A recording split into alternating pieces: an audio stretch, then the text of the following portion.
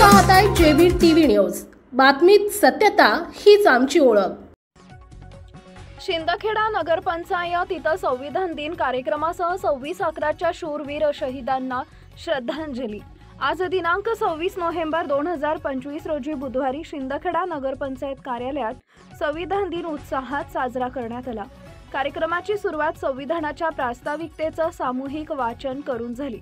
भारतीय लोकशाहीची तत्त्वे, मूल्ये आणि नागरिक कर्तव्यांची जाणीव या माध्यमातून सर्वांना करून देण्यात आली आहे। सदर कार्यक्रमात शिंदखेडा नगरपंचायतीचे मुख्याधिकारी श्रीकांत फागणेकर, प्रशासकीय अधिकारी सचिन वाघ, लेखापाल दीपलेश बागुल, लेखापरीक्षक शीतल भोज, स्वच्छता निरीक्षक राजेंद्र चौधरी, सहाय्यक प्रकल्प अधिकारी दिनेश फुलपगारे तसेच व्हॉइस ऑफ मीडियाचे सहप्रसिद्धी प्रमुख जितेंद्र सूर्यवंशी आणि सर्व नगरपंचायत कर्मचारी मोठ्या संख्येने उपस्थित होते। कार्यक्रमादरम्यान 26/11 मुंबई दहशतवादी हल्ल्यात शहीद झालेल्या सैनिक, पोलीस अधिकारी व निरपराध नागरिकांना यावेळी भावपूर्ण श्रद्धांजली अर्पण करण्यात आली। उपस्थितांनी 2 मिनिटे मौन पाळत शूरवीरांच्या बलिदानाला अभिवादन केले। शहीदांच्या महान त्यागामुळेच देश सुरक्षित आहे असं मत यावेळी मान्यवरांनी व्यक्त केलंय। तसेच संविधान दिनानिमित्त संविधानातील मूल्ये जपत शांती, एकता आणि लोकशाही मजबूत करण्याचा संदेश देखील सदर कार्यक्रमातून देण्यात आला। प्रतिनिधी जितेंद्र सूर्यवंशी, शिंदखेडा।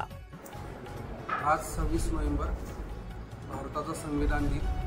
आजच्या दिवशी सन 1949ला आपल्या संविधानकर्त्यांनी संविधान तयार करून ते या देशास अर्पण केले होते। त्याच्या आठवणी प्रीत्यर्थ दरवर्षी 26 नोव्हेंबरला संविधान दिन साजरा केला जातो।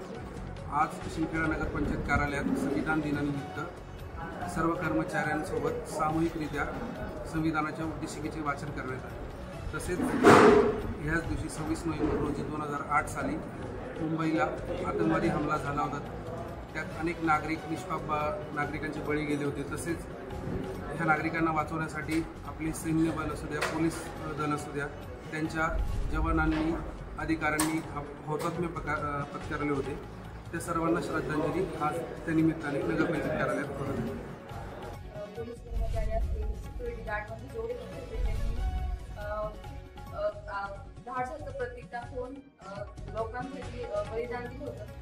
आणि कस्तुरबा मालमकाम हॉस्पिटलमध्ये त्यामध्ये जर एक मॅटर्निटी हॉल म्हणता येईल आपल्याला, तिथे नवजात शिशूंचा एक रूम होता। तिथे एक नर्स होत्या, त्यांनी 2 मिनिट म्हणजे जेव्हा ते आतंकवादी रूममध्ये आले तेव्हा तो मॅडम नेगाक्षरात सांगितलं होतं की सगळ्या आयांनी मुलं फिडिंगसाठी त्या पाजायचे होते।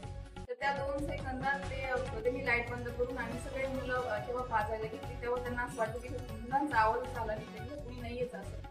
त्यामध्ये 300 माता आणि 300 नवजात बालकांचा सुद्धा जीव वाचला होता त्यासाठी। त्या सगळ्या अशा महान घटनांसाठी आपण श्रद्धांजली।